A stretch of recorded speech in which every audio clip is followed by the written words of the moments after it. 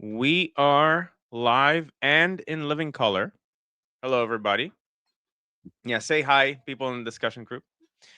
So, for those who don't know, my name is Guy. I'm an Israeli geopolitical analyst, cognitive scientist, and aspiring philosopher. And I am the resident Middle Eastern analyst for Liberty Politics. So, I stream on both Liberty Politics and also on my own channel, which is in the description. If you can watch from my channel specifically, that would really help me out, both to grow the channel and also to get monetized. Because right now I'm lacking. I need like a bit less than 200 subscribers, but a lot of watch hours. So if you can watch the stream either on Liberty Politics and my channel, which is ideal, like watching on both, um, then like that would be basically that would be ideal. And in this channel, in my channel specifically, but also what I do on Liberty Politics, we discuss geopolitical developments from an Israeli perspective, and also Israeli politics and sometimes philosophy. Okay, so we already have a couple of super chats. So V4 Vanquish, thank you for the super chat. Javid Shah, absolutely Javid Shah. We all hope that Iran will be free imminently. And also Bobo, always coming in clutch with the super chats early on. Mordechai Kedar says that Mossad knows where Mushtaba is hiding. I would not be surprised one bit. Um, the thing is, I don't think that killing Mushtaba is an interest that Israel has right now. Perhaps if you do like a decapitation strike, sure. But Mushtaba is such a feckless leader that it actually might be better if he is the figurehead. I don't think that's why Iran doesn't dare to bomb Israel. So Bobo is making that claim. I don't think that's the reason. Even if we didn't know where he was, we would f things up very quickly if they dare fight us. And by the way, because of that, I think that the best thing that Israel can do right now, because the Islamic Republic has threatened, they give 48 hours after economic D-Day, which for those who don't know, Scott Bessent, the Treasury Secretary, just came out and said that America is going to sanction Iran like no country has ever been sanctioned before. They'll have secondary and tertiary um, penalties for people who deal with Iran or people who deal with the people who deal with Iran, even if like so to avoid a plausible deniability. And the Islamic Republic, in return, has threatened to strike all the Arab countries in the region. I think what Israel should do is to come out and declare, listen, if you strike any of our allies in the region, we will consider this an act of war and we will strike you. And I think that can be excellent, both to call their bluff because they don't want to fight Israel right now. And it's very clear that they don't want to fight Israel right now. And also to show the countries in the region that it pays to be allies with Israel. So, for example, if we say about UAE, if you strike UAE, we are going to strike you, because we're looking for an excuse to go back in. So that if they strike them, then we're going back in. If they don't strike them, then we show the region that it really pays to be an ally of Israel. Yeah. So that's my thoughts on that. Like they don't want to strike us because they don't want to strike us because they know we're looking for an excuse to end the regime. And when we strike, we will strike enough to end the regime. From everything I've heard from people here, that's basically like the plan. The targets bank is such that it would be a major strike. So thank you for the super chat, Bobo. Okay. Now, does anyone, any person or feline, regardless of how much I hate them, in the discussion group, have any questions or topics they'd like to bring up before I go into what I have planned? I assume no. Okay.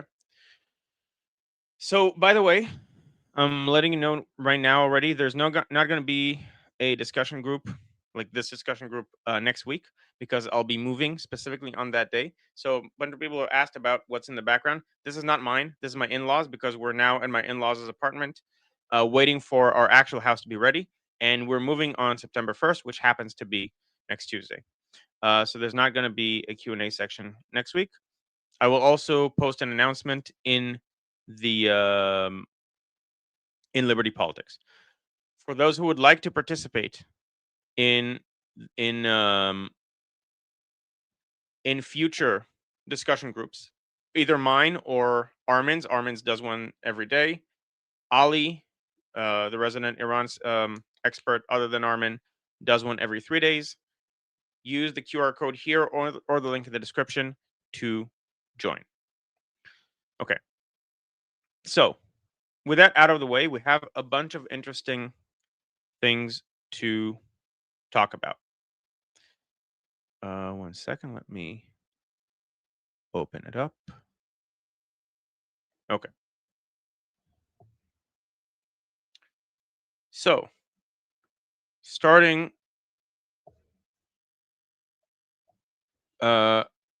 starting with foreign news. So as we just said, Washington has escalated its economic onslaught, what's called Economic D-Day by Besant. So apparently there was roughly 60 new sanction targets, and eventually any country that is maintaining major financial ties with Iran could eventually lose access to the U.S. financial system. However, major Chinese institutions were apparently excluded from the threat for whatever reason. And even Iran's own central bank governor, Abdel Nasser Hemeti, said that Iran oil exports have fallen to zero and that none of the Iranian frozen funds Washington had undertaken to release have actually reached the country. And like they came out in very weird ways in saying that, like, well, we don't care about the sanctions. We've been sanctioned in perpetuity. But at the same time, they're also saying if you use these sanctions, we're going to strike everyone and everything. So they both care and don't care at the same time. In other regional news, interestingly, the Financial Times is reporting that Qatar has cut government budgets by up to 30% and overseas aid by roughly 85%, because of the war. And that's interesting. Now, depending on what's stated under overseas aid, that could also mean foreign interference, the kind of stuff that they do in Europe and in the US to try to gain soft power. So if I understand this correctly, then this is fantastic news. Apparently, the Financial Times is projecting that Qatar's economy is going to contract about 8.6% in 2026 due to the war. Okay, so first of all, with these two topics, are there any questions in the discussion group? Has anyone written anything?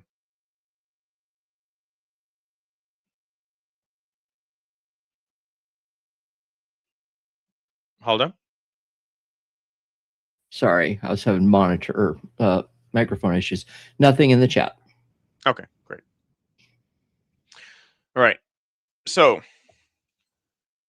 the Mecca security architecture. So the Mecca agreement between Pakistan, Turkey, and Saudi Arabia is now seemingly going to be, from an Israel perspective, the biggest headache that Israel is going to have to deal with in the near future. Now that the Islamic Republic is basically neutralized, Lebanon, and as a result, Lebanon is on the road to have to normalization with Israel.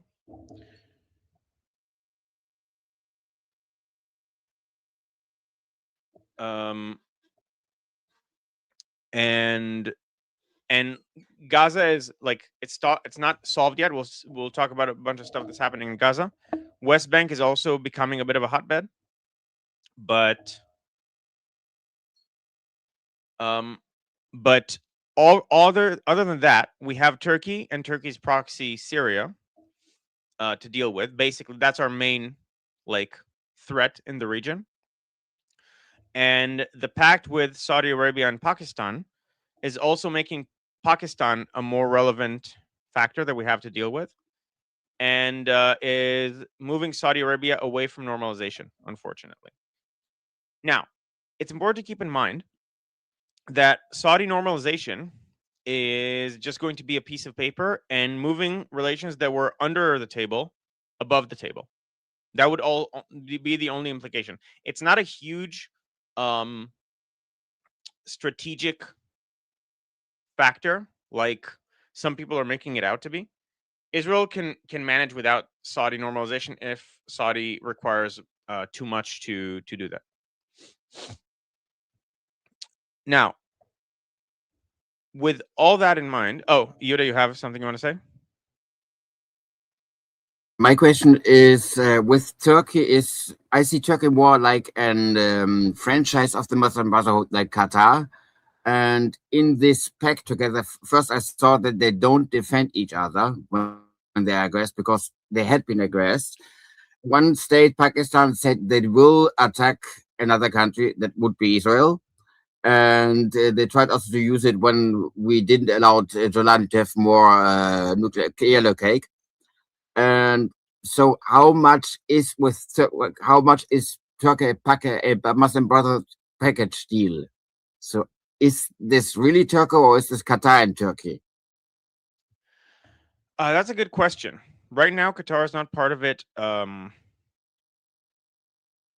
explicitly.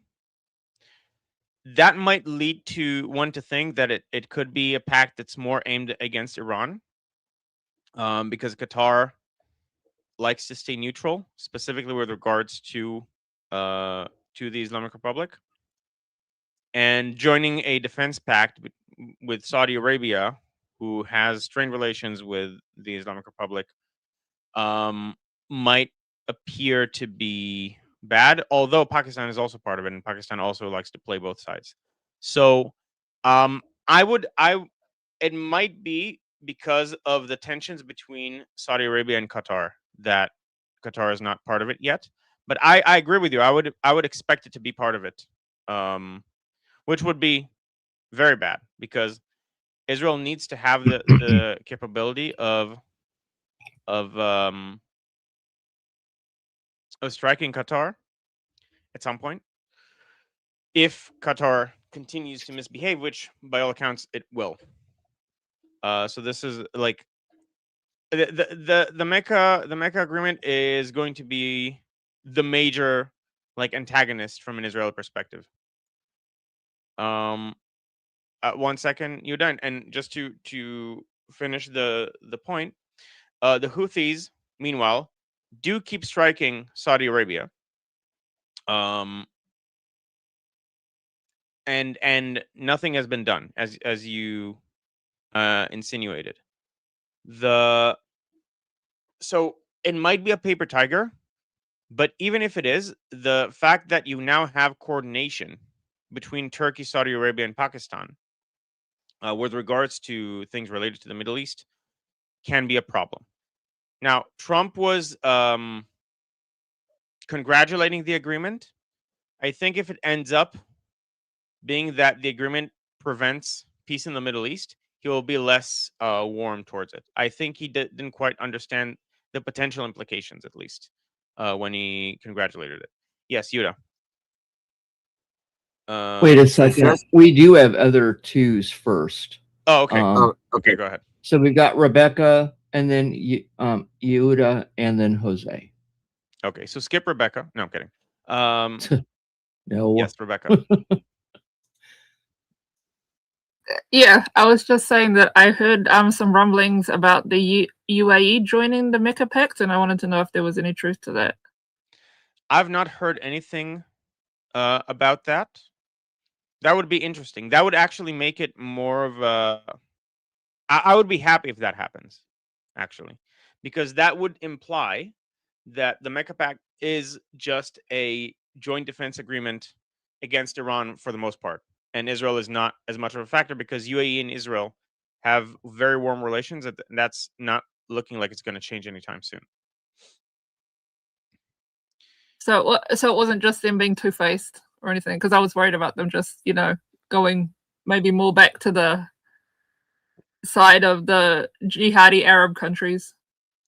I mean, we'd have to see, but I don't think so. On the face of it, the Mecca Agreement is a Muslim defense pact. That's like what it is, and so what it would end up being. So right now we have like the Arab League, but the Arab League is basically dissolving. It's no longer relevant. No one takes them seriously, and so this might become an entity that replaces the Arab League in Muslim coordination.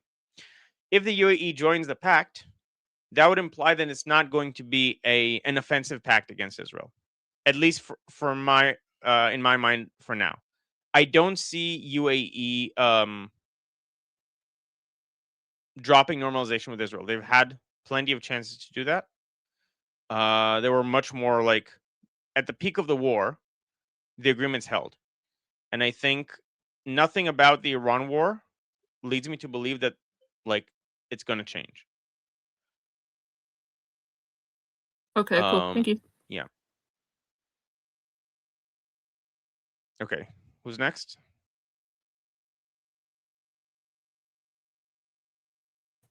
Be Yehuda.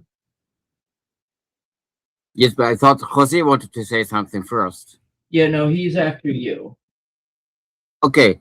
So what I learned to make notes so I don't mix up what I wanted to say. So first, why is Qatar on the side from Iran? I know that they have a shared gas field, but they house normally only Sunni terrorists because they have the leadership of the Taliban in Doha. They had Hamas. They are going to the other franchise. The two franchise bank centrals of the Muslim Brotherhood are Qatar.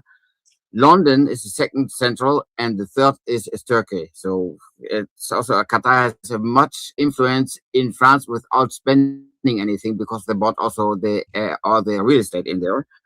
And Turkey is already occupying 50% of Cyprus and 10% of Syria. So and then I have this weird idea that Islamic countries follow Islamic doctrine. I know, how could it be? And when I know, and I read the Quran, so how can they have a defensive contract when their goal from the ideology is to conquer the world? I remember 9/5, for example, is to seek the unbeliever and kill them wherever you find them.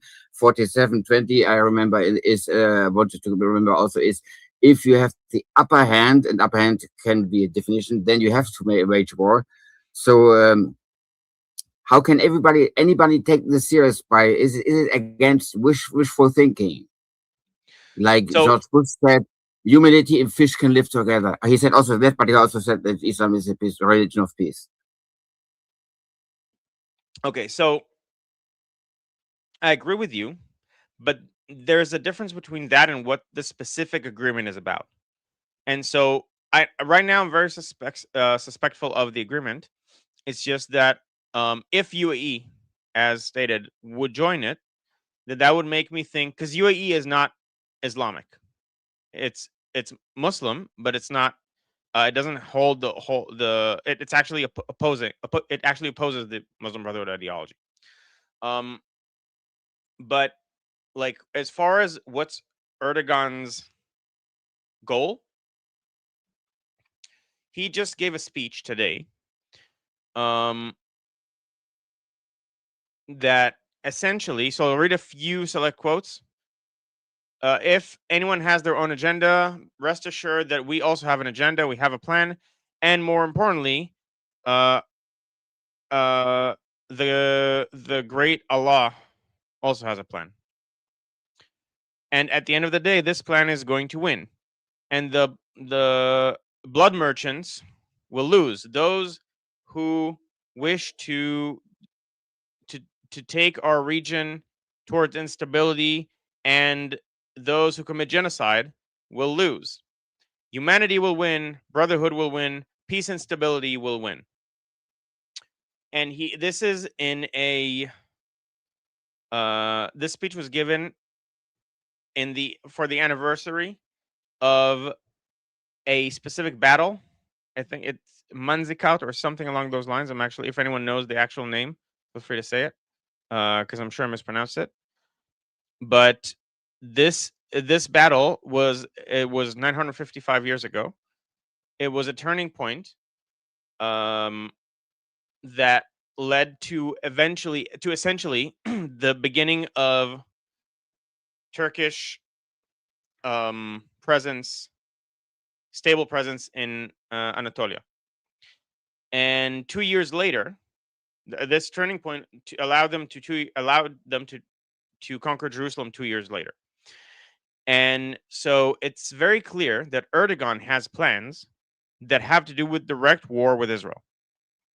And he is using Gaza as an excuse to delegitimize Israel and make himself appear like the reasonable side in pursuit of reconstituting the Ottoman Empire.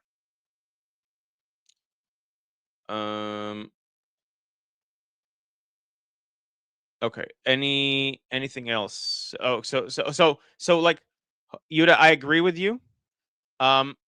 There's a difference between the long-term plans of Qatar and Turkey and so on, and what the specific pact is about. And also, both countries are one leadership change away from completely flipping. And in Qatar, you have the Athani family, which is actually split. Like, they don't all hold Muslim Brotherhood opinions, and presumably, and like the previous leader was not Muslim Brotherhood, and potentially the next leader, like you actually have apparently a fight for where Qatar is headed between I think it's the brother of the leader and the wife of the leader, or something along those lines. And the wife of the leader is actually one that's more Muslim Brotherhood. And so what happens when the leadership changes, which is going to take a while, it's not immediate, could change. Like, Qatar was actually more like UAE right up until the current leadership came into power and took it in a Muslim Brotherhood direction. And in Turkey, like, you have opposition. It used to be a democracy. It's less and less a democracy now, and they now jail the opposition. But they don't have, like, Erdogan doesn't have the kind of stranglehold on power that the IRGC has in Iran. And so, in theory, Turkey can go through a lot of changes, especially if it tries expanding via war. And so what it's trying to do now is to expand indirectly through Ahmed al-Shara in Syria. But actually, what appears to be the case, and we don't really know everything, but what appears to be the case is that like Jolani, essentially, the leader of Syria, is trying to weaken Erdogan's hold on him. He recently, for example, fired several Turkish, like ethnically Turkish leaders from his ranks, and he doesn't really control Syria. He controls Damascus and, like, the south and the center, let's say, of Syria. He has no control over the north, or no strong control over the north. And when Turkey is establishing bases in the north, that's not necessarily something that he openly agreed to. And so when Israel, which has recently happened, for those who have not heard, strikes an airport that has Turkey trying to establish a base there, that's not necessarily something that Syria is really against. Now, there are talks about Syria joining the Mecca agreement as well, which would be a problem. But it's not as it's not as clear cut as it would appear of Syria being a proxy of Erdogan, and I think we should really work to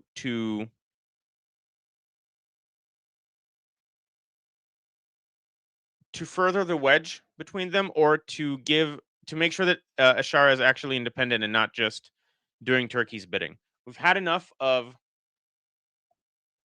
an megalomaniacal mastermind taking over a country and subjugating it to their own genocidal intentions, namely with Hezbollah in Lebanon. Now, Syria is a much less hopeful place. That, like, Syrians are Islamists for the most part. A lot of the Sunni Syrians just are Islamists. It's one of those regions that's no man's land, where ISIS had control and stuff like that. Like, this is not a place where, oh, let's just get rid of the bad leader and then you'll have democracy. Absolutely not. You need to have a bad leader, unfortunately, in places like Syria. They are not ready to govern themselves. But so like Ashara might be the least worst option if he manages to distance himself from Turkey. And actually manages to take control of the country, which he still has not done. So it's very unclear that he's actually going to stay in charge. Okay, so thank you for the question, Yuda. And Jose also had a question, but he's not here now. Oh, Jose's not. Yeah, I guess he left. All right. I will hope he comes back. Then Anyone else? that, I believe, is it. Nope. Yehuda just asked a question in here, but I don't know if you answered it or not. About the Yuda Qatar did leader. answer it.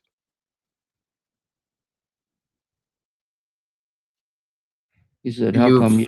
fairly answered the questions, and in between there, I write my comments. I guess that you are reading the comments, guys. Oh Reading no, the so comments I'm actually I fine. can't read the comments because I have two chats going at the same time. So I'm reading the comments, trying to keep up with you guys because I just ran Yeah. off to get a cup of coffee. So okay, looks like we're set then. So I just read the comments, and you are right, Yuda, that there are videos of the Syrian army essentially chanting, "We're gonna slaughter the Jews, kill all Jews," and so on. I don't for a second think that there are friends, and whatever like agreement they want to do is probably going to be an agreement for the sake of arming towards an eventual war.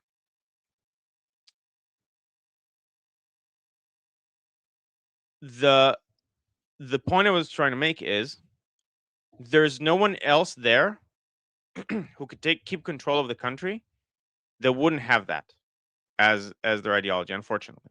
Now, is it better for Israel for Syria to be destabilized? Well, it depends.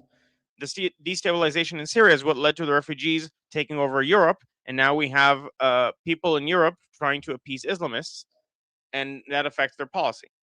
So like you have it bad on both sides. Now, if we're going to stay where we are in the Golan Heights and with the Helmon, we have a very good defensive position against the kind of like ground assault that potentially they might want to do. We're not going to let them build other kinds of capabilities. We need to have our finger on the pulse. Like, Syria is going to be a problem It's absolutely going to be a problem. It's going to be a much bigger problem if it's this government that is also taking orders from Erdogan. That's going to be a much bigger problem. And so, to whatever extent it's possible to keep those two separate, it's better. I'm not saying it's good. I'm saying it's the least bad. Okay. Might mention the new IDF doctrine. About the kites? Guys, that is that the IDF says the intent of Islam is not in treaties. It's clear what the intent is, so we are only judging by capabilities. Yeah. Okay. So that's true to an extent. However, you can't completely, unfortunately, judge by capabilities, because if you judge by capabilities, then you should be at war right now with Egypt, Syria, Hamas, and the Palestinian Authority all at the same time. So you have to take some consideration into, well, okay, do they intend to attack me now? You do have to take into account that they intend to attack you eventually, right? That should be the narrative. That should be the assumption. That does not mean that you should assume that it's going to happen imminently. You should prepare for as if it happens imminently in defense. But you do have to make some considerations of intent. Unfortunately, you just can't avoid it. Okay, and Jose's back. So Jose, you had a question or something to add? Combination. Sorry about Yeah. that. I had a phone call I had to take real quick. No problem. Yeah. No problem. My only thing about this tri-pack is the fact that Pakistan seems to be terrified of getting involved against anyone other than Afghanistan. And their recent And attack India. on Afghanistan, definitely India. They're terrified of India. And their nukes are pointed toward India, not toward Iran. Okay. So I don't know what they're going to do, because if the Houthis have been attacking nonstop Saudi Arabia, why haven't the other nations gone after Iran, who's the sponsor of the Houthis? You know what I mean? It's a logic thing where I don't know how much of this is an actual working alliance. Okay. Mm-hmm. That's one of the things that everybody should be thinking about when they're thinking about this alliance. It's not just can. I think Pakistan would definitely try to help in an attack on Israel. I'm just wondering how Turkey would respond if it looks like if it's an attack on Israel and it's not a provoked attack on Israel. That's what everybody has to remember. Okay? Because Turkey wants to stay in NATO. All right. Yeah. And just as they found out when the United States went on their own, it's not a good idea when you think you have all these countries in Europe as your ally and they decide to tell you, nope, you're on your own. So there's a couple of things going against this alliance triggering simply.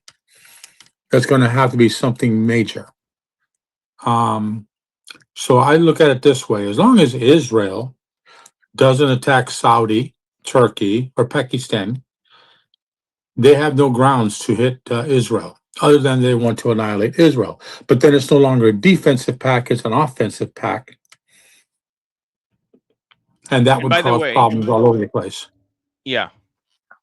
And they'd still, unless Pakistan specifically decides to nuke Israel, which I would be shocked if Israel doesn't actually already have. It's a far enough away nuke to where I would not be surprised if Israel has like satellite capabilities, laser capabilities that are in the works to even destroy that when it's outside of any range.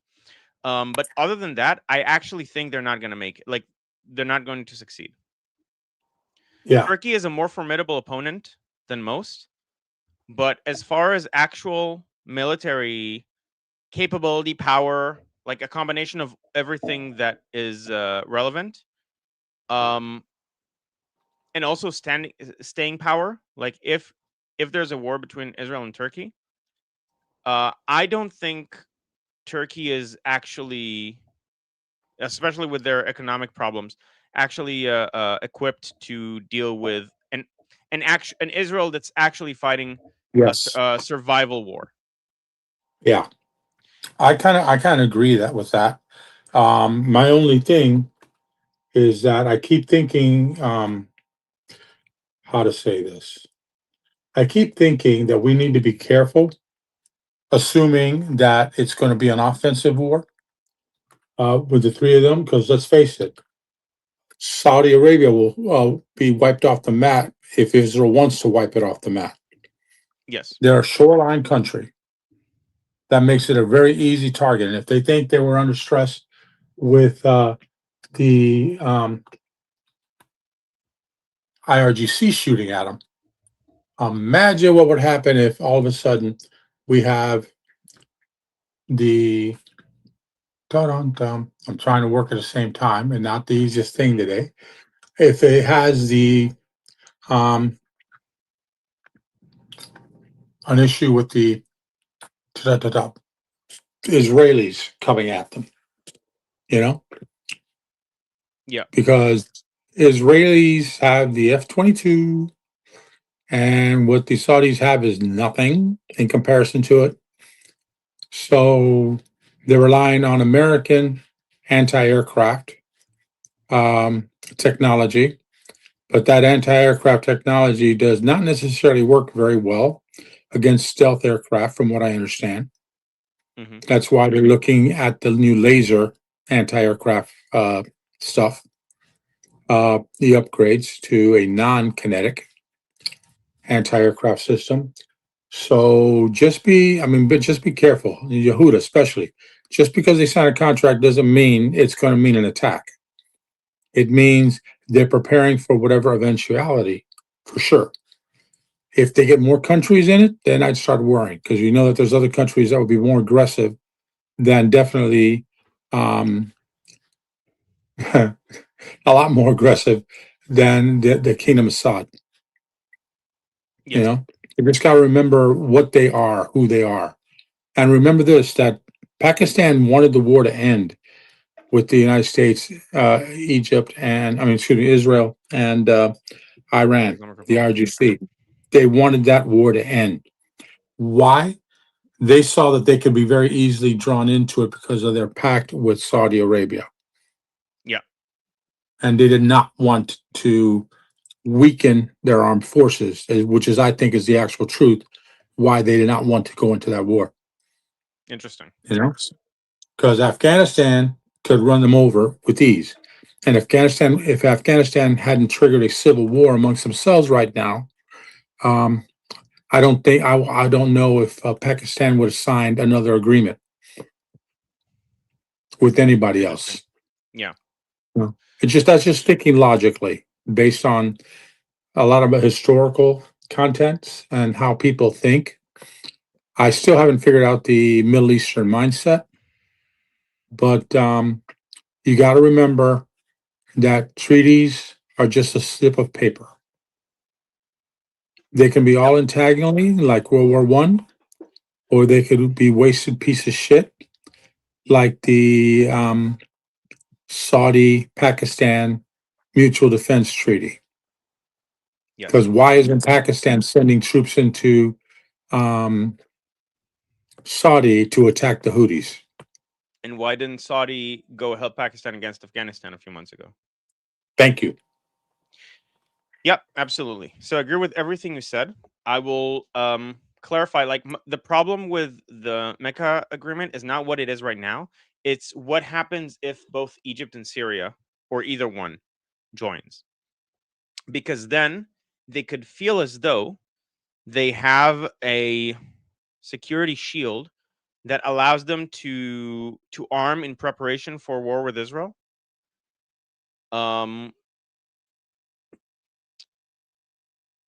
In such a way that if Israel were to do a preemptive strike, which Israel usually does because it has great intelligence, then the other countries can consider this a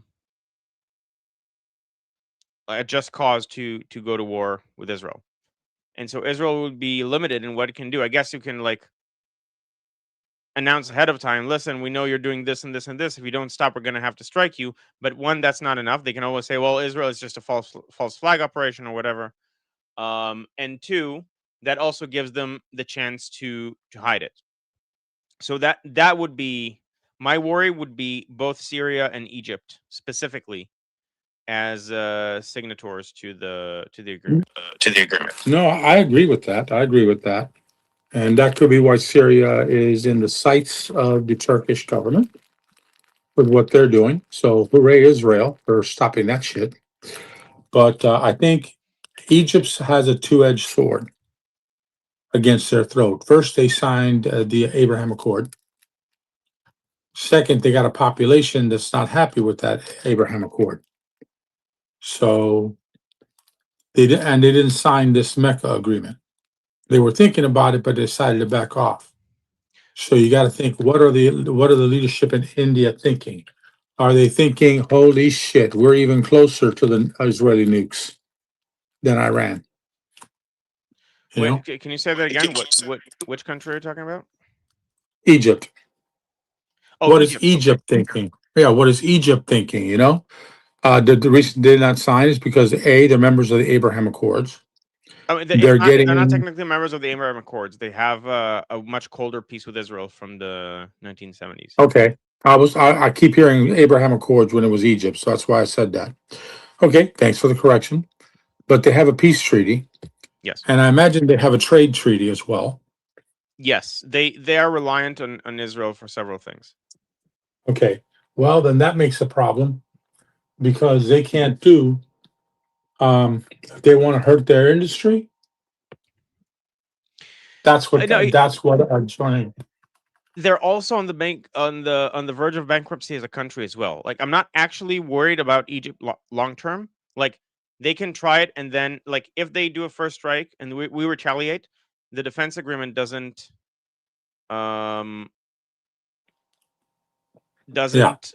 trigger. Yeah. And like it's very easy for Israel to destabilize Egypt. It's also very easy for Israel, to be fair, to destabilize Syria. Yeah. It's very easy to destabilize Syria. It is extremely easy to destabilize Syria because it doesn't even have a functioning government yet. Like so in that sense it's fine. It's just that it makes a preemptive strike very difficult if they join the Mecca agreement. Right. And then let's talk about the real threats to Israel. Hamas, the Houthis are being systematically denied. So Hamas remains the number one target since they're pretty much inbred within Israeli society. And I don't think they're disarming. The fact I've seen a couple of things showing that they're suspect that they're creating their own, what's the word? They're creating their own, oh my God, I'm word tied again. Their own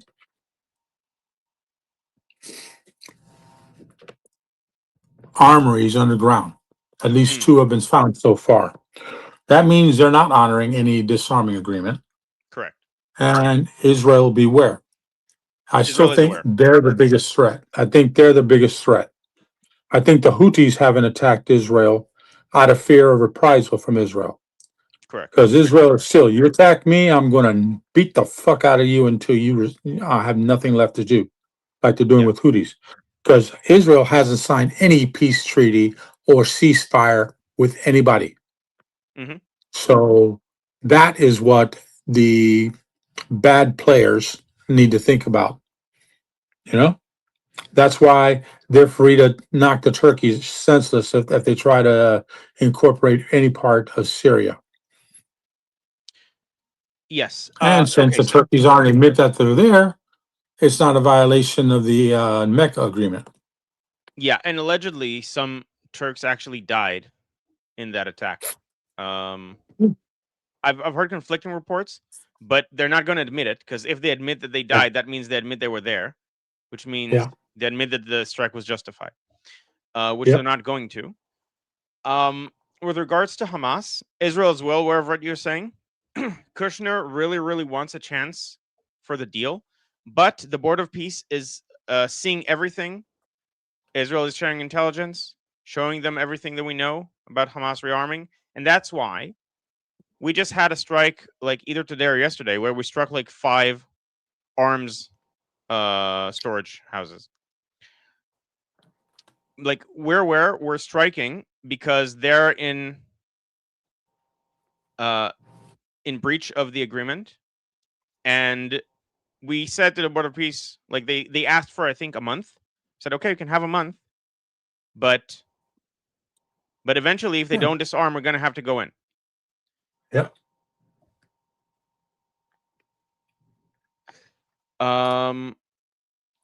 Okay. Yeah, and I'm fine with that. Like I said, there's no treaty stopping Israel from doing anything except they're okay, Board of Peace, fine, we're part of it too.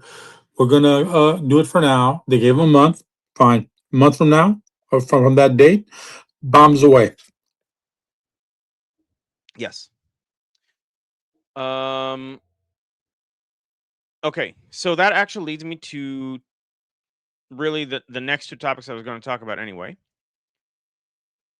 One is the whole Syria, Turkey, Tom Barak, Mecca agreement kerfuffle. So and how this relates to the Mecca agreement. So we struck, as we talked about, we struck the airport.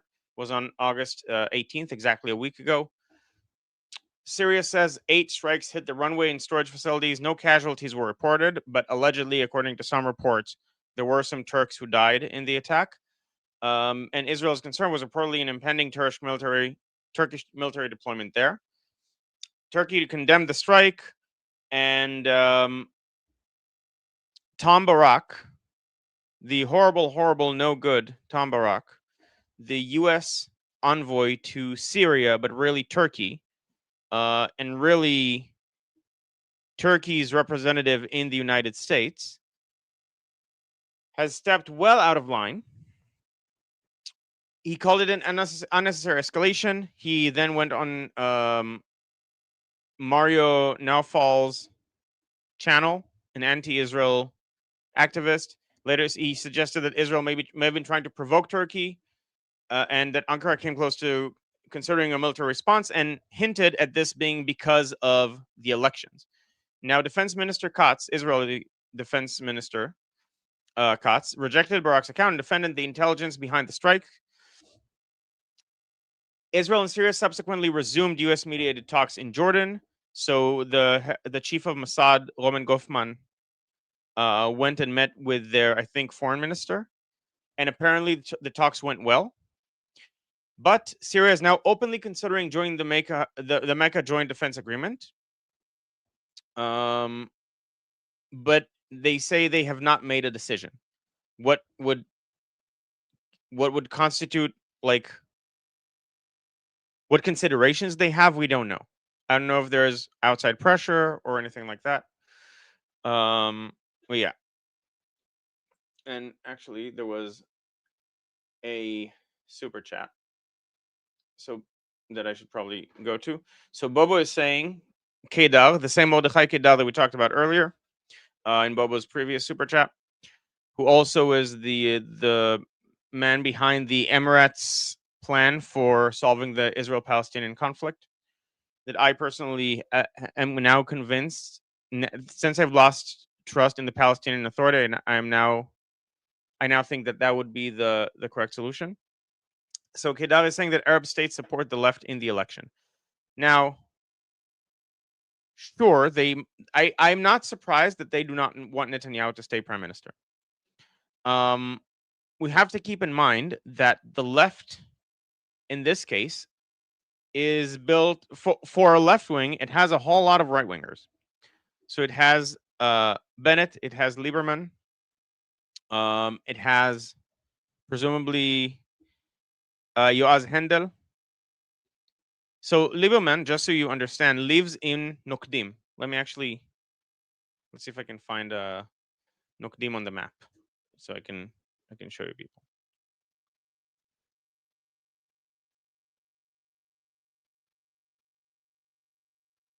Nokdim is very much inside Judea and Samaria. It is a illegal settlement by international law. It's in the parts that are not recognized as being part of Israel. So that's where Lieberman lives. He might even be prime minister, at least for some of the next government. There are rumblings that he might demand it after Naftali Bennett's precedent. So Naftali Bennett became prime minister with 6 seats, with a mixed government between left wingers and right wingers. That also had, unfortunately, and I don't think it's going to happen again, but they also had the Muslim Brotherhood that was claiming to only focus on civilian issues.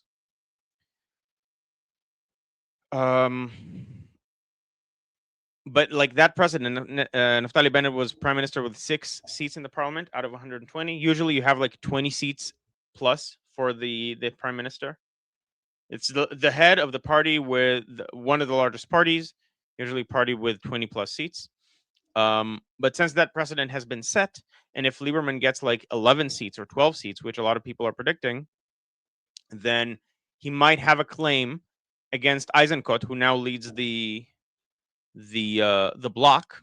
So Eisenkot has like 22, 23, 24 seats in the polls. But Eisenkot has no ministerial experience. He's a former general.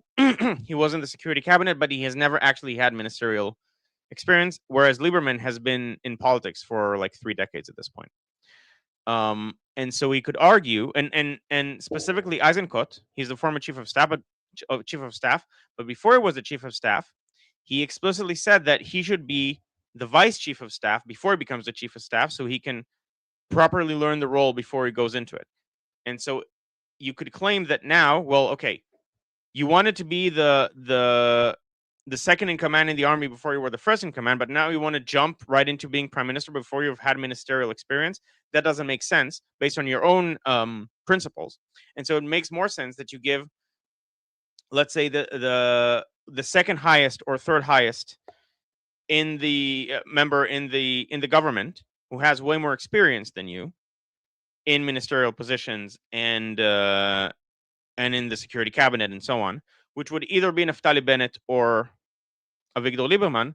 Give them at least the first 2 years, and you can be minister of security or something in those 2 years, get some experience, and then you can become prime minister in a rotation type deal for the latter 2 years of the government. That's a very compelling case. There's a very compelling case that can be made there, and I would not be surprised whatsoever if Bennett and Lieberman perhaps join forces and make that claim, make that case. And notably, neither, as of now, have explicitly endorsed Eisenkot to be the prime minister. So it's not just that you're not going to have a left-wing government, you're going to have a mixed government if you have the opposition government. You're actually going to have potentially a government that's led by an explicit right-winger that's at least as right-wing as Netanyahu. So actually, this leads me to something else I was going to talk about. I'll quickly find it. By the way, I'll need to go in like 30 minutes or so because I want to have a bit of time before the live stream, the panel that I'm on with Armin and Sid and Monkey. Let's see if I can find it. Okay. So Naftali Bennett. Let's. It's again. It's difficult to when I do the live stream with the discussion group. It's very difficult to do it in such a way that I can actually show things on screen. I want to try though. So everyone on stream, I think this is going to be unfortunately the best way to do it. I am going to show an image of like the different people in power in or like what the polls show and what the different parties are and so on. And in order to do that, like I'm not going to be able to show this unfortunately with also the discussion group showing. But if you want to see the graph that I'm talking about, then you open the stream on your either phones or whatever, so you can see the specific graph I'm talking about there. Because I'm talking in theory about all these different parties, and it'll be very much more useful if you can actually like see what I'm talking about. So I hope that's okay. Okay, let's see. All right. So roughly, these are the parties in Israel. The numbers shift a bit, but overall, it has been stable enough so far, with one caveat. But overall, the numbers are stable enough to where in the polls to where you can sort of get the hang of where things are from this. Plus minus 2 seats for each party, except for this one that got probably 5 more because they united with a different party. They remade the joint Arab list, which makes it harder to form a coalition because you have less seats to go with, because these are not going to be part of any coalition. Actually, I don't know if you can't see what I'm pointing at, right? Tell me in the chat if you can see what I'm pointing at. Oh, Kevin, thank you for the gifted membership.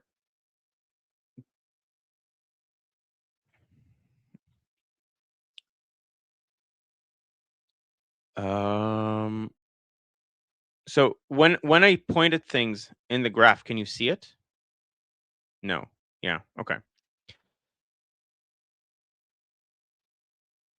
Okay. And Kevin said, I'm from the US. This is where I really get confused. Okay. So I'll say again what I just said.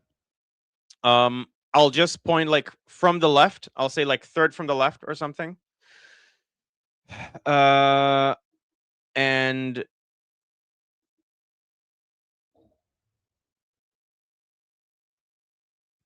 you know what I'm talking about that way. So as you can see right now, the opposition, those are the blue parties, have like there are like 4 parties. Eisenkot is center, arguably center left. Bennett is right wing, but a lot of the people on the right think that he betrayed his constituents.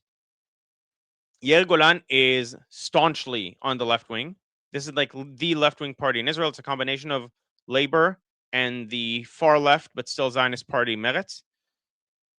And they're now like essentially the Kaplan party. They're the party of the protests that against judicial reform and so on that were here, that were in the lead up to October 7th, and then the protests that continued in the same place, calling for the return of the hostages, and then enlistment of the ultra orthodox and so on. So there were protests, continuous protests, the whole time this government was in power. It's just that they changed what they were about. Bennett is probably, so Bobo is asking Bennett 16. Bennett is probably not going to get 16. It's going to get probably lower. Although now he started to make a coherent campaign, and he also hid Yair Lapid. And he's actually, I think I can actually see him climbing back up. Okay, so I have some good questions. I'll get to those in a bit. And so you have this government is center left. Naftali Bennett is historically to the right of Netanyahu, but he has since formed a government with people on the left, and so many people on the right consider him a traitor and a person without morals, and so he will sell out his positions, his actual positions, or like or maybe he was never really as right wing as he claimed in the first place. But either way, he's not going to be true to what he ran on historically. He's going to allow so the claim is Gadi Eisenkot is left wing. Like the claim from some people on the right, Gadi Eisenkot is left wing, and he's too dovish. So I don't think he's left wing. I do think he's too dovish for where we are right now. Although not extremely so. I just think that we need someone with a more hawkish disposition.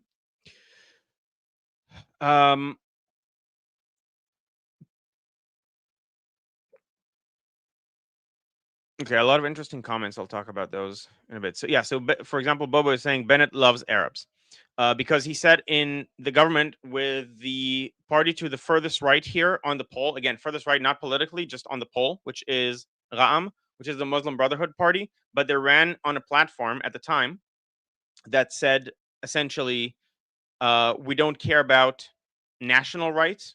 We consider ourselves Palestinian and so on, but we don't care about national rights. We're now running to improve the conditions of Arabs in Israel, which all Israelis are in favor of. Smotrich recently said, talked about like Smotrich is, other than Ben Gvir, he's the furthest right in Israeli politics, and you could argue that they're similar politically. They just differ in approach, let's say.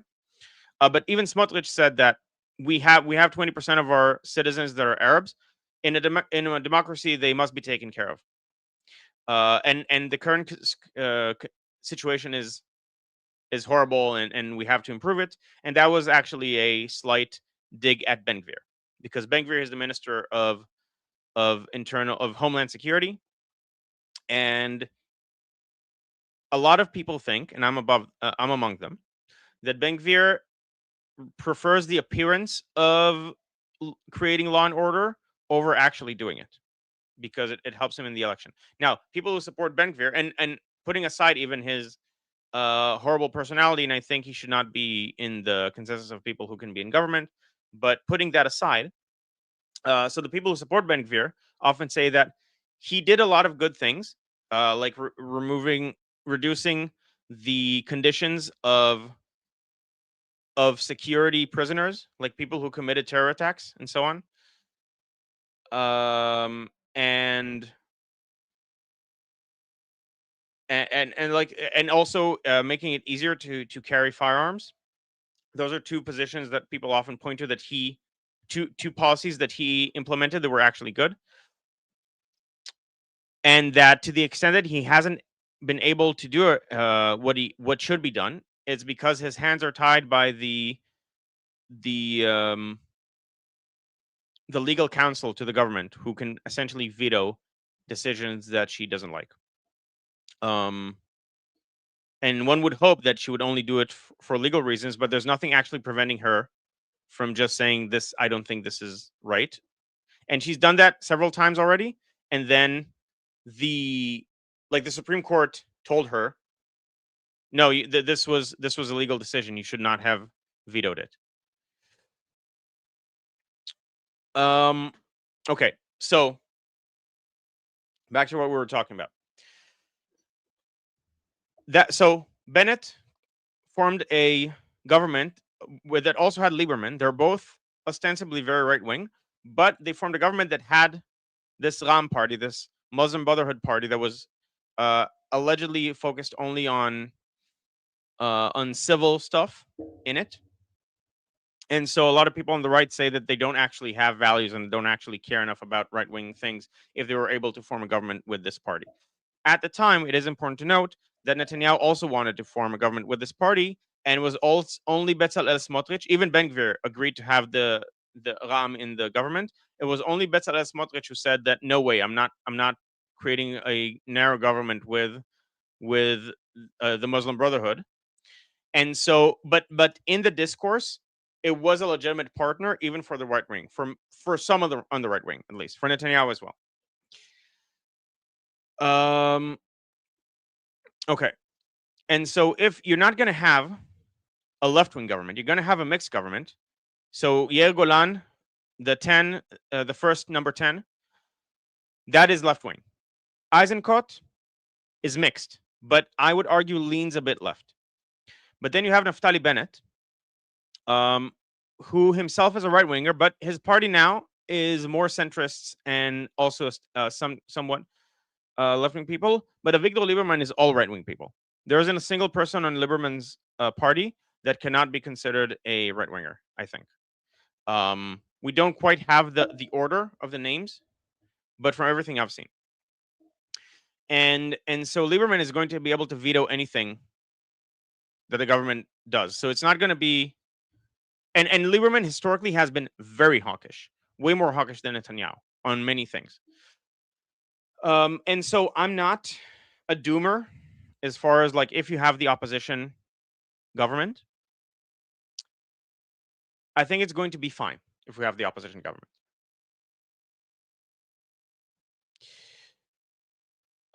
Okay, but some more things that we have to keep in mind is... So Alexander is saying, any chance Zehut will join Smotrich or Unity? That's almost 2% of the votes down the drain otherwise.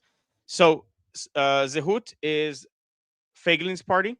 It's also a right-wing party in the sense of Smotrich and Ben-Gvir. It has a libertarian bend. I think Feigelin is a very intelligent person. Like, you like or dislike what he says, but I think he's very intelligent.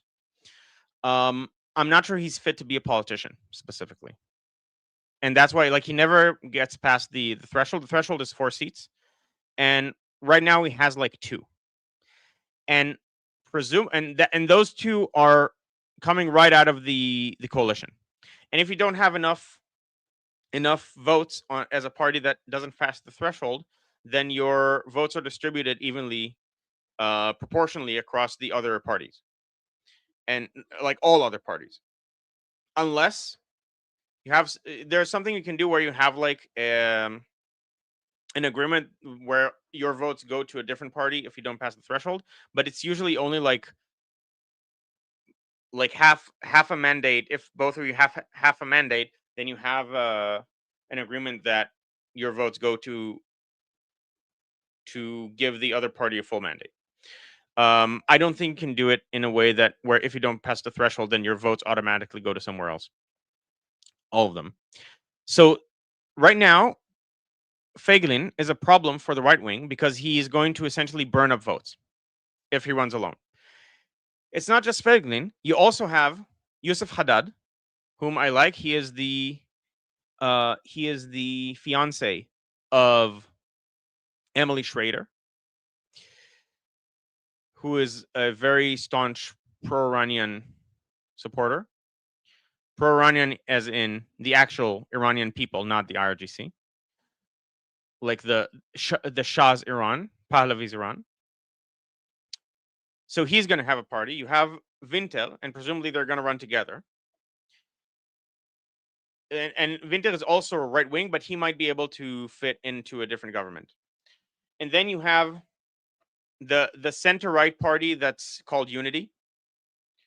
And you have Zionist Home. That's also a unity party. And you have Israel First, which is also a unity party.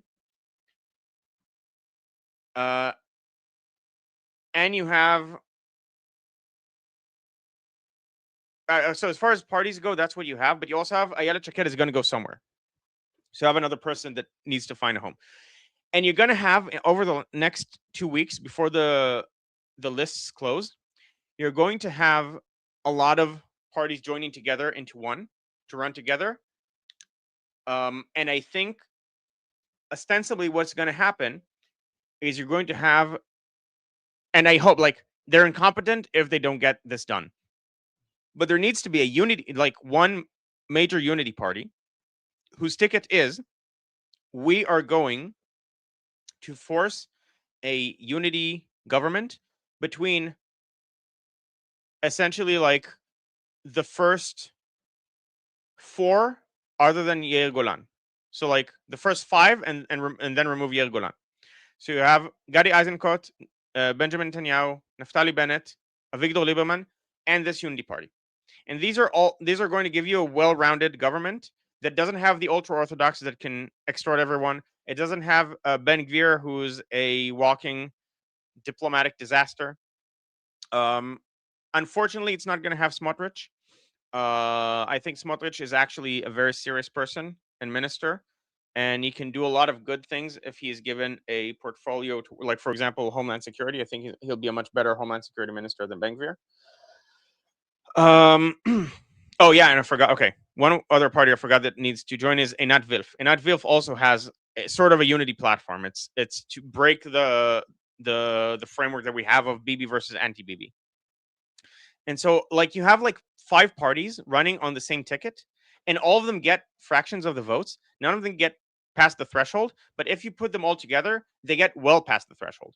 They get, so I say 8. I think it can be like 8 to 10 seats for this party, and if that happens, then the election is essentially over. We know what the composition of the government is going to be. It's just not sure who's going to lead it, and then you vote like based on that. Because if you have this unity party, then there's no other realistic coalition you can build that isn't what this unity party demands. And what this unity party is going to demand will be what I just said.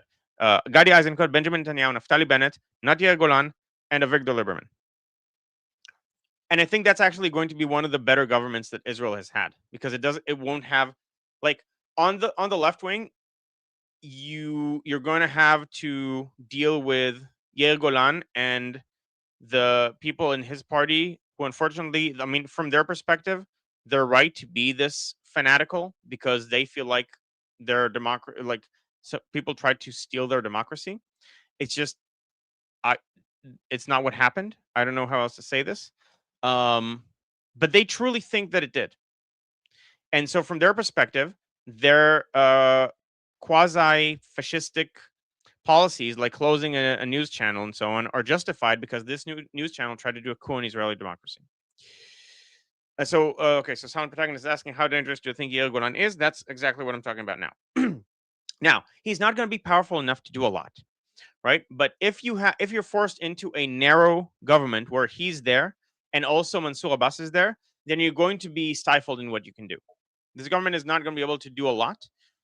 Whereas if you have a government that's built from the other parties that I mentioned, there will be a lot that they will be able to get done, and a lot of it will be good. And if they have the unity party to glue them together, then they'll be forced to sit in the same government together. Yeah. Will it be Eisenkot? So it can be it'll be either Eisenkot or Netanyahu in this case. I think Bennett and Avigdor Lieberman will both lose their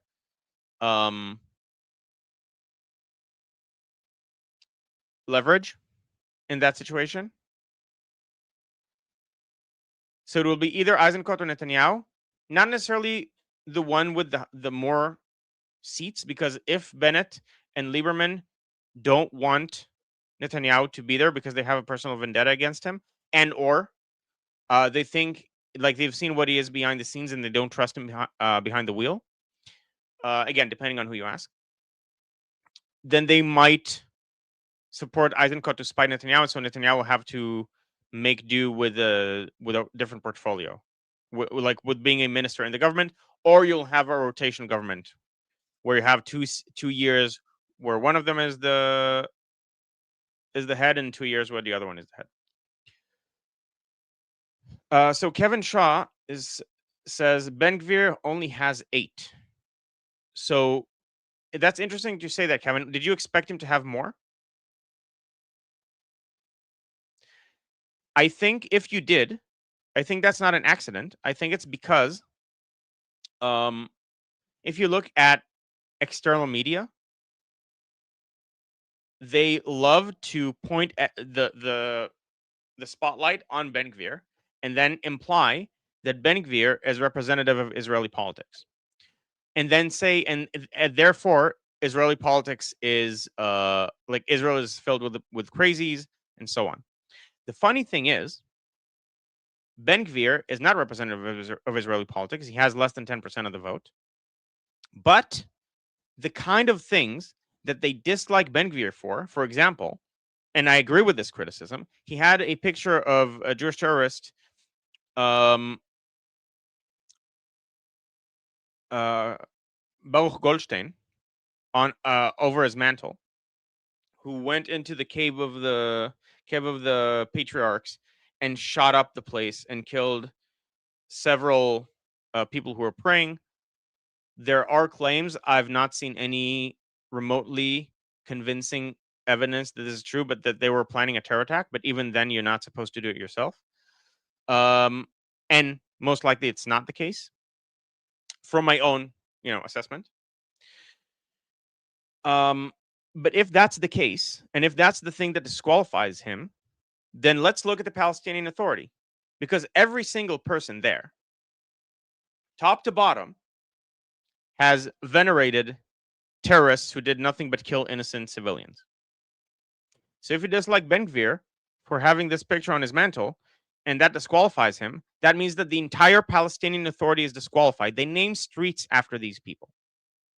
They have monuments. Just today, there was a monument that was broken by a member of Knesset, Tzvi Sukkot, a monument. And then, like, you have an outrage. Why are you breaking a monument? How dare you? Like a monument in a Palestinian village. Except the monument was for a person who did terror attacks and killed innocent people. And so the monument should be broken. It just should not be done extrajudiciously. And the army is claiming that it was actually going to be broken in an orderly fashion in a couple of weeks. And so it was more of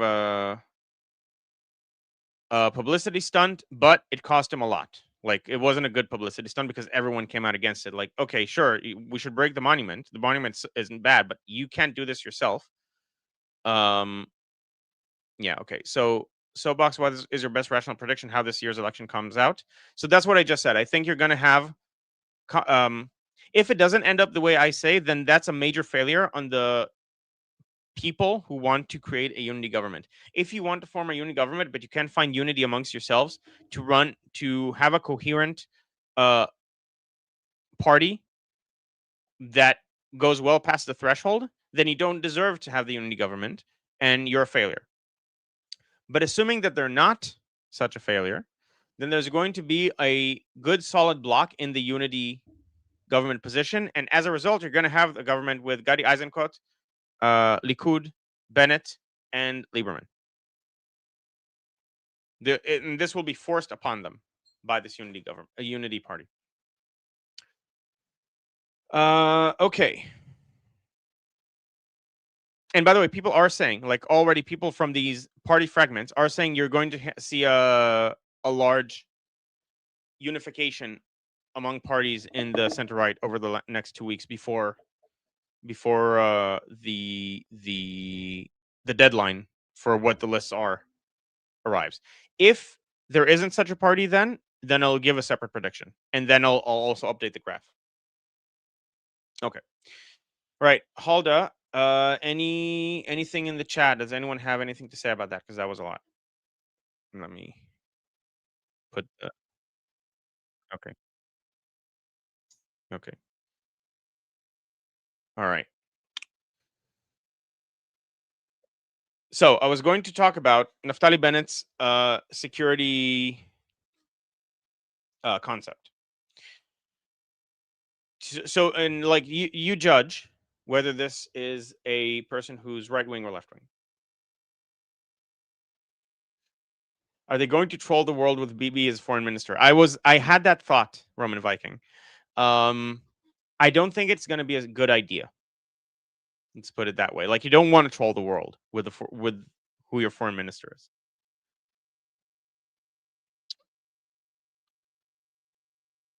Will Bibi remain as prime minister is what I mean. It's hard to say. I think there's going to be a rotation where he's going to be prime minister for part of the time. Okay, so Bennett's security concept.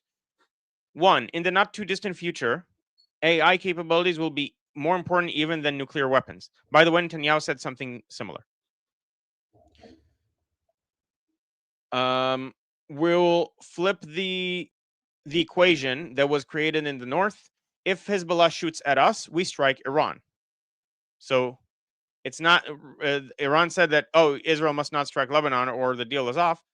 What he's saying now, by the way, it's very easy to say that. You have to also coordinate with the Americans and so on. So it's easy to say that these things, and it's much harder to actually implement them. Just something to keep in mind.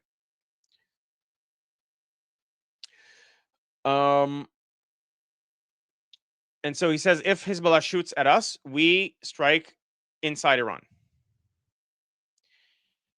And he's saying we need to break false concepts that existed before October 7th. The first one is so the first one was what I just said. If Hezbollah shoots at Israel, we will strike Iran. And the other concept is Qatar is a complex country, which was said by both Eisenkot and Netanyahu. And he's saying, no, we're going to define Qatar to be an enemy state. And anyone who doesn't understand this after October 7th is not fit to lead Israel. We'll get rid of Turkey and Qatar from Gaza, from the Board of Peace in Gaza, and put in Egypt in their place, alongside maintaining our freedom of action. And also, 500,000 illegal weapons are inside Israeli borders, and we will define this as a security as opposed to a criminal threat, meaning that it's not the police who will have to deal with it, but rather the IDF and Shin Bet. Shin Bet is sort of like the FBI of Israel. Okay. Yeah, so people... So, like, people who don't like Bennett, it's not that they don't necessarily like what he says, it's that they don't believe him because of what he did in 2021. I see this, like, in the chat. I don't trust Bennett's word salad. I don't necessarily disagree, but Bennett just seems like such a nebbish.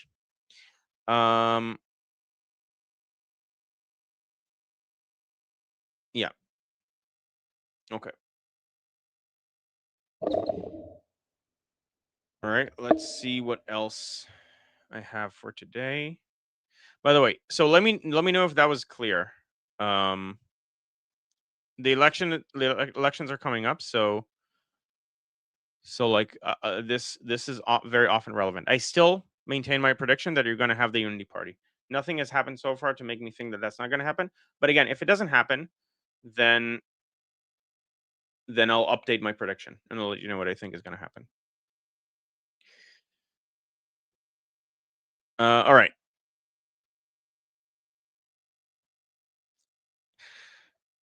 Something also that's concerning about Syria is that Washington formally removed Syria from the state sponsors of terrorism list, dramatically easing its path towards international economic reintegration. Now, it's still being constituted, but this is somewhat concerning from an Israeli perspective. Okay, so Subbox with an interesting question. So I'm curious how Israeli elections would impact the USA, as in, if it changes hands, what does that mean for US-Israel relations? I don't think it means much. I'll be honest with you. Like, they're going to remain good, and hopefully both sides, like, hopefully even before the election, you have Netanyahu creating the off-ramp from the MOU and switch to a co-development R&D partnership, allyship. And if that happens, a lot of the sting out of Israeli-US relations, that for the people who are against Israel, will go away.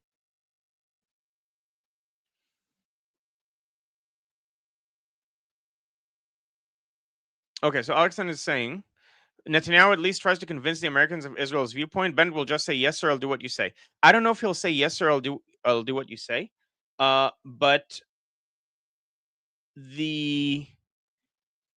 I disagree that Netanyahu at least tries to convince the Americans of Israel's viewpoint more than Bennett. I actually think this is one of Netanyahu's weakest points, and one thing that Bennett is far, far better at.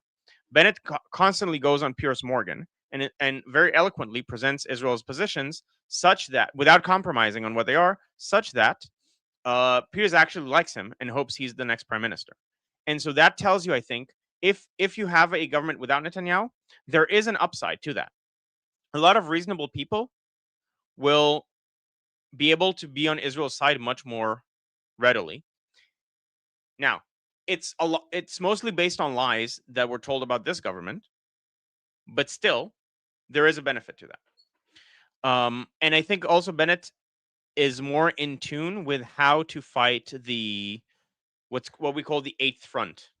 The Eighth Front is the new name for the media war and the narrative war that Israel has been absent from, and now a lot of people are starting to take seriously, but actually don't trust Netanyahu, unfortunately, to do it well.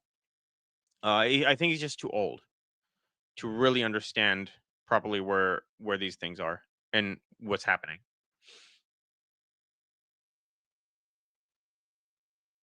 Bennett lately seems harsher than Trump, in my opinion.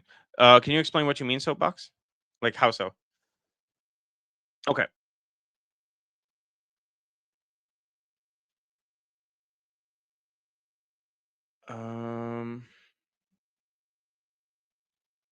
So there's more stuff with Trump and Iran, but oh, hey, Jasper. Or Jasper. I forgot how to pronounce it. Sorry. If you said the name, then I missed it. Okay, so yeah, okay, Jasper. Yeah, so Jasper is actually working. If you've seen my anti-propaganda resource bank, then Jasper is actually working on making a website out of it that will be easily accessible, and people can also submit stuff. I'll probably do at some point a live stream just dedicated to showing like the best stuff from there, and then cutting that up into videos that I'll put on my channel. Probably towards the end of next week after I move, or maybe like a bit after that, once I have like my setup properly with the Israeli flag and the Iranian flag and so on. I have a lot of plans for having a space that's actually like conducive to properly streaming. Okay.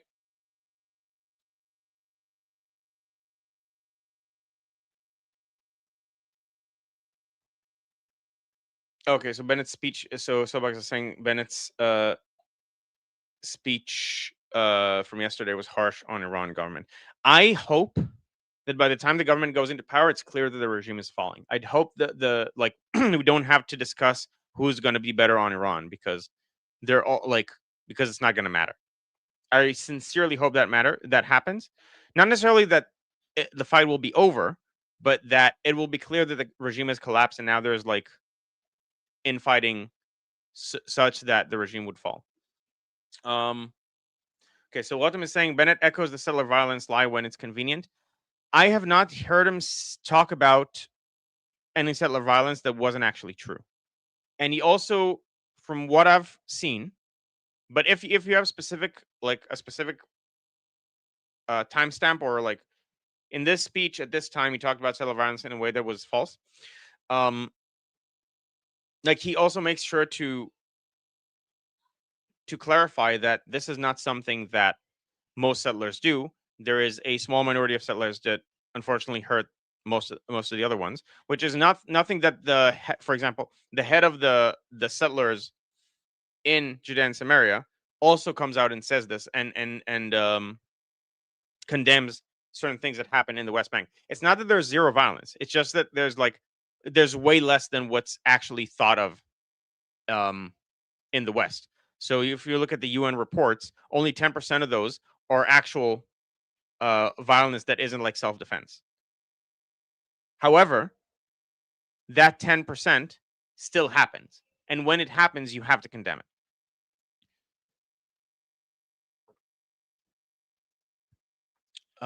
Okay. Oh, hey, Sid. Sid's here.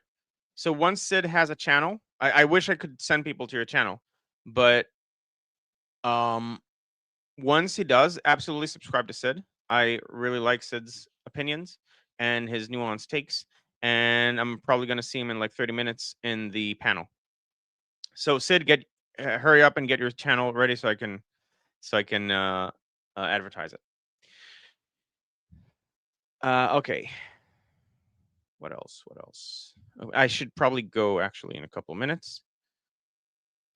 Oh, okay. So this leads right into what we were talking about with Watem. So Watem said he talked about some settler violence lies. Speaking of lies, so there are several claims.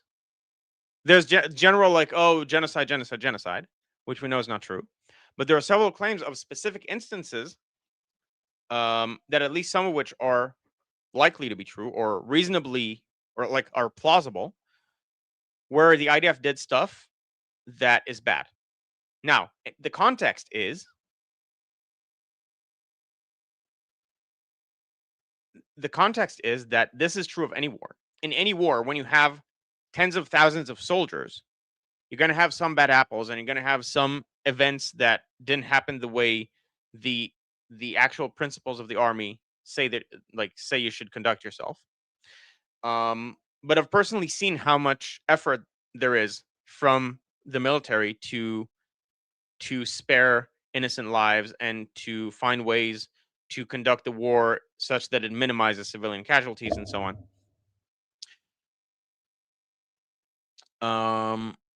Okay, so quickly I'll respond to Lotem. The lie is not that is that it is not a rare thing. And most cases claimed are actually the other way around. The lie is not that it exists, but when you call it common, you are lying. Yes, but I've never seen, I agree with that, but I have never seen Bennett say that it's common or talk about specific cases that didn't end up like that were that ended up being false or the opposite. Oh, sorry.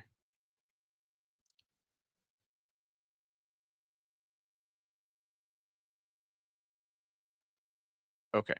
And so the IDF is investigating alleged unlawful conduct in Gaza, which, by the way, is what a democratic military does after a conflict is over. You actually investigate, and then, if necessary, you deal punishments to the people who did it. If it's be it jail time or whatever.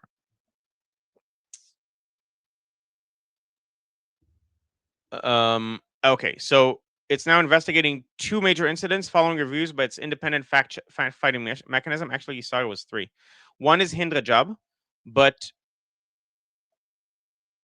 specifically the criminal issue centers particularly on alleged failures surrounding the coordinated ambulance movement.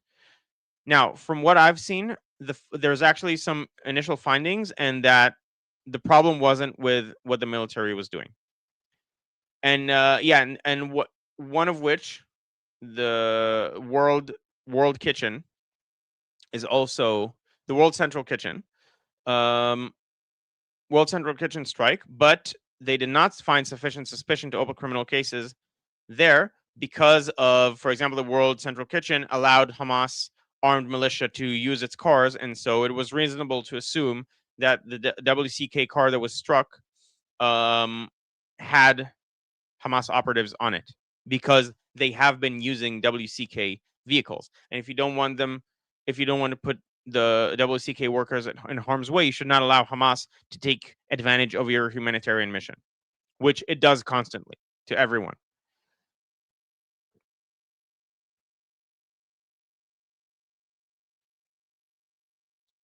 Okay, so this another concern is the March 2025 Tel Sultan incident, in which IDF troops fired on rescue vehicles and 15 Palestinians, including medical personnel and a UN employee, were killed. Now, I do want to stress that someone being a part of medical personnel or UN employee is not relevant information whatsoever. Hamas members also have day jobs. Some of them studied medicine. Being a medical professional does not make you immune from being struck if you're a terrorist also. Same with being a teacher. Oh, a teacher died. Yes, this teacher happened to be a commander of a brigade. So his day job as a teacher, that's not relevant. and especially UN employee, a lot of UN employees are Hamas operatives. So what the IDF found is that 6 of the dead were Hamas members, but nevertheless, the shooting did raise reasonable suspicion of criminal misconduct that should be investigated further, and that's what the IDF is now doing. So, for the most, journalist also is another profession that people have that make things that makes them immune from consequences of being a terrorist.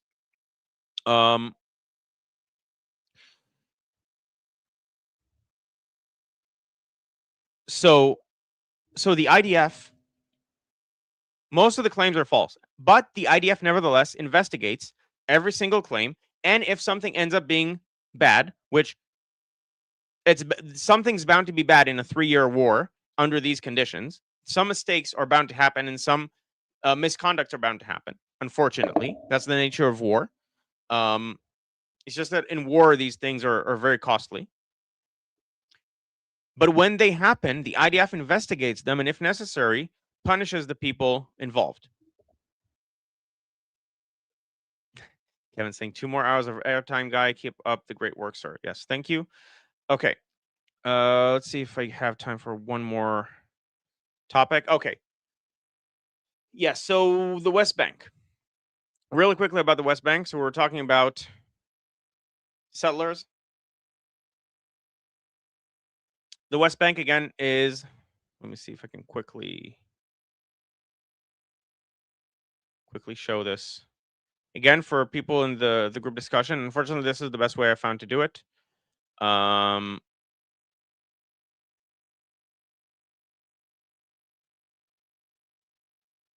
Like, you'll have to open the stream, which I encourage you to do anyway because I need the watch hours. But like, I'm going to show a map of Israel just so people understand what the West Bank is and where it is and so on.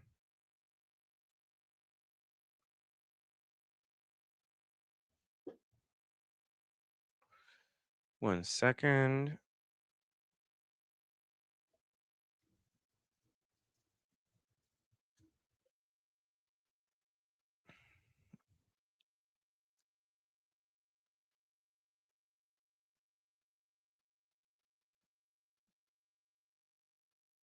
Okay, this is the West Bank.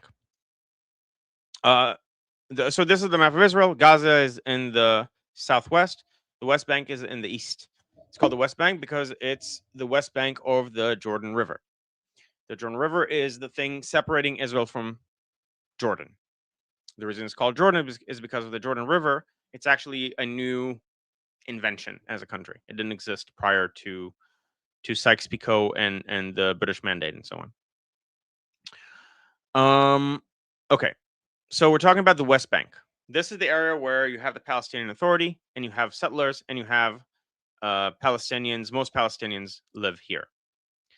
Okay, so just to clarify that. Yeah, I know. I can share the screen. I can share the screen on the group discussion because then it says you are sharing your screen, and then the people in the live show can't see it. And so it's a bit difficult. Yeah, so that's why I said that it's probably the best option is that the people in the group discussion, like if you know where the West Bank is and you know the map, which I assume most of you do, you probably don't need this. This is for like new viewers. Yeah, so the West Bank, I mean Judea and Samaria, yes.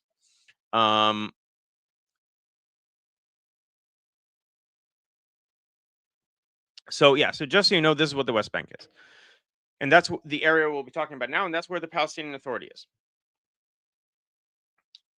All right, so back to the group discussion.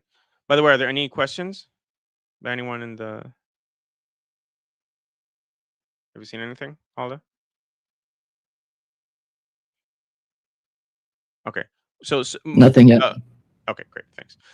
All right, so apparently the Palestinian Authority is in a financial crisis. So Israel, because of its pay for slay policy, the Palestinian Authority, if you killed Israelis, and you go to jail, then the Palestinian Authority is going to give a stipend to your family for life, essentially incentivizing people to commit terror attacks against Israeli civilians.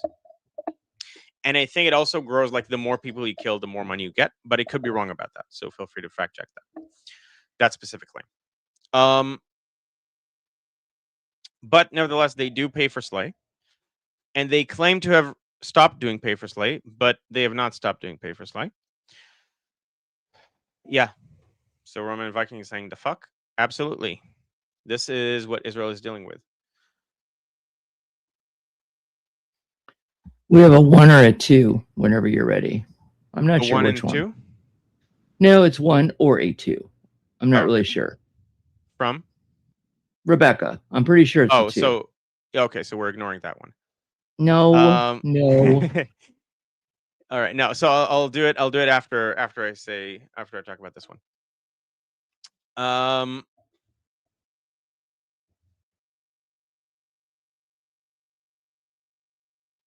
So Istifan Salame as essentially has said, it's actually apparently it's not. I thought it happened now, but apparently it's from a few months ago. He said he is the finance minister of the Palestinian Authority, and he said that earthly solutions have ended.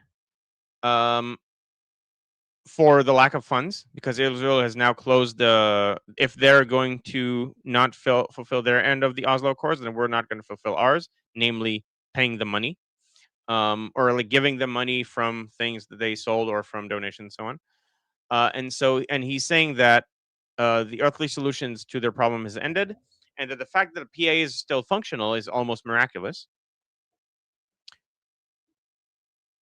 And it's like apparently it's on the verge of collapse, and I think that would be a good thing. It will cause short-term disorder, but I think eventually, like, the Palestinian Authority is a cancerous entity on Palestinians first and foremost, and also it's problematic for Israel.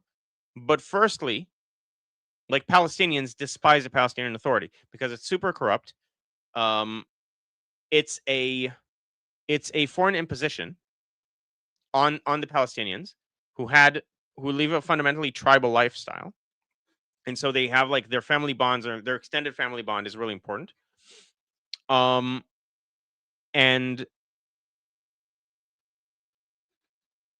I think eventually it's the best thing that can happen to Palestinians and Israelis is if the Palestinian Authority falls, and then you find some other solution that's less than a state, and you have like autonomy for like a village and so on. Each particular village has its own autonomy and own security coordination with Israel, and you can have Hebron join the Abraham Accords as the first step, and hopefully it will lead to prosperity. And so other villages will also want to do that because they have their family ties are first, well before their national identity, and a lot of them don't even hold that strong of a national identity of Palestinians as Palestinians. Yeah, so Israel should take control of Judea and Samaria when this happens, Roman Viking says. Yes and no. Sort of like it should be under an Israeli umbrella, but there should be autonomy for these villages. We don't want them to be a complete part of Israel. Imagine they've just been brainwashed with poison over the last 20 plus years against Israel and against Jews. Yeah, okay. So Kevin, thank you for the super chat. Kevin is saying 15 minutes, guy. Yeah, so I'll finish this topic and then I'll go. But so if it collapses, that's a good thing. Israel is now trying to expand a certain settlement block in a strategic place. I'm not going to go too far into detail of where that is, but this got fury at Israel from UK Foreign Secretary Ed Miliband and others. And Gideon Sa'ar hit back, calling Miliband's language patronizing, entirely one-sided, arguing that Britain has no right to lecture Jews on where they can live in their historic homeland, considering that, one, they consistently ignore Palestinian extremism, and two, they still have a couple of colonies that they keep in their back pocket, just like in their collection, that are absolutely not part of native British soil, unlike Israel. And there were also allegations about an arson that Israeli settlers had set fire to a Palestinian family's home. Investigation found that it was an electrical failing, But hey, our home is burning down. Might as well at least make use of it to falsely accuse Israel of doing stuff. Jeffrey, hey Jeffrey. Unfortunately, I'm just about to finish and go into the next stream, but I'd love to see you there as well. It's not a discussion group, but it's going to be Armin, me, Sid, potentially Monkey. I don't know if he's back already. Yeah. Okay. So that's most of what I had to talk about today. And for everyone, please, if you like this kind of content and you want to learn more about Israel and the Middle East, please subscribe to my channel. It's in the description. And watch videos from my channel, be it live streams, be it snippets that are then uploaded to my channel.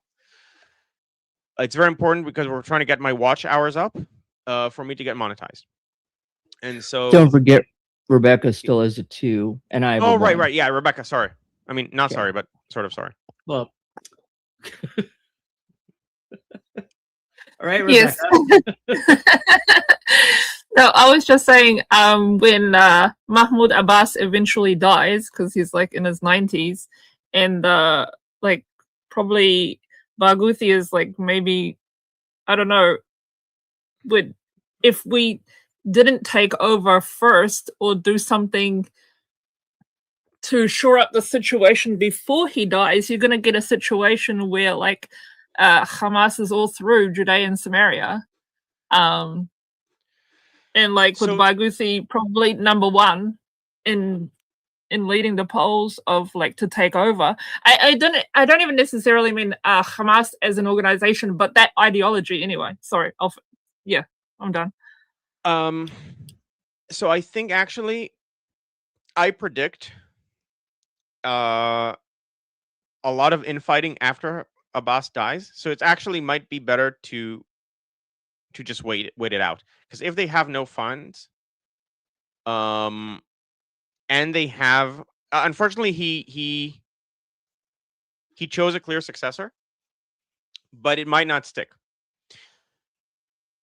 But if they have no funds and they have a infighting, it might collapse on itself, and then there's no choice but for Israel to take over, and that might be a cleaner way for it to happen.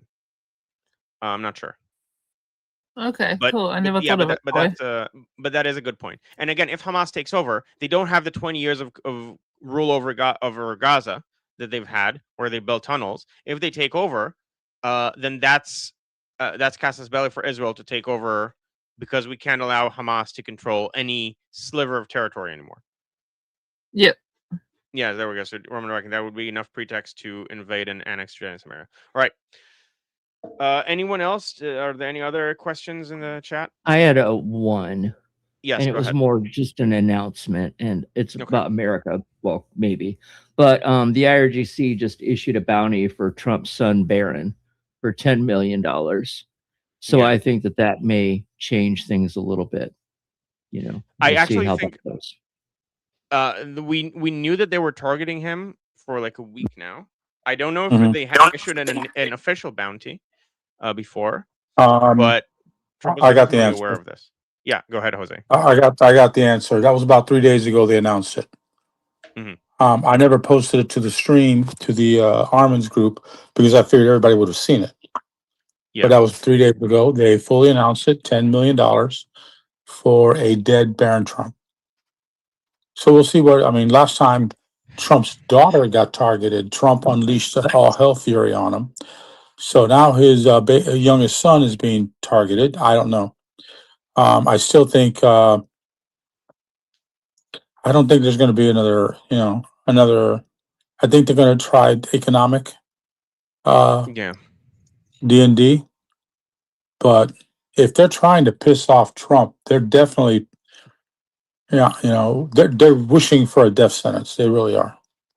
Yeah, I did not know. Go ahead. I'm sorry. Sorry, go ahead. I was going to say, I didn't know, number one, that they had done that. I don't know why I would have missed that. But I would be actually a little bit more afraid of Melania at this point. That's her baby. Yeah, that's true.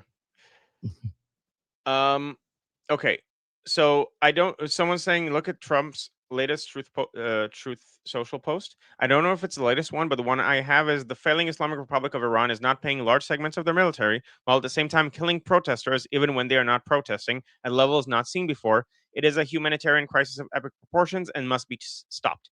So this is encouraging to me, because this means that whatever happens, it seems as though he is going to tie the Iranian people into the solution. Even if he makes a deal, that deal would have to involve not harming civilians, and they're not going to be able to do that. But more than likely, he's setting up the stage for why the Islamic Republic falling is a great thing.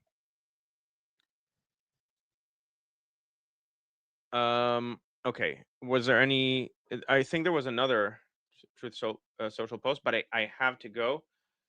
Unfortunately, I mean, not for. I'm gonna have another stream in like 10 minutes, so you're gonna see it on both my channel and on Liberty Politics. So that's fine.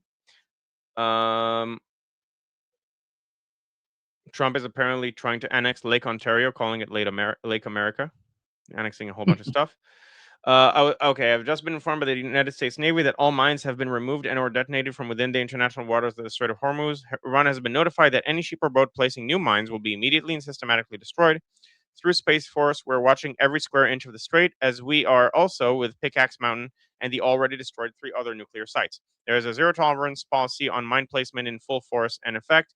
Thank you for your attention to this matter. Okay, so that's the latest one. As long as things continue and he doesn't like go back to the MOU or something like that, I'm fine with what's going on. As are, from my understanding, most Iranians. They understand that this is like chemo. If you want to remove cancer, you have to go through some suffering. Although it might be a sampling bias on my part. I'm not ruling that out, but that's my understanding of the situation. All right, everyone, please subscribe to my channel. Link in the description. It's Guy Landau IL.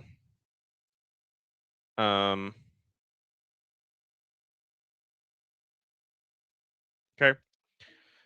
This is the channel. And I'll see you guys hopefully in less than 10 minutes on the other stream. You forgot the Hebrew and transport course. Oh yeah, okay. And also, if you want to learn Hebrew, if you're interested in learning Hebrew, I have an online self-paced course. I have almost 10 years of teaching experience. Also background in cognitive science. I learned where I learned how learning works, and specifically how language learning works, and I incorporated that into the course, and also my own experience learning languages independently. So I speak Arabic and Japanese in addition to Hebrew and English. And so I have a lot of language learning experience. So I did the Hebrew course, and Yuda is in charge of the Hebrew course and the Transbrew course. And yeah, and the course is Hebleo, Hebleo.com. All right. See you guys on the other side. Bye.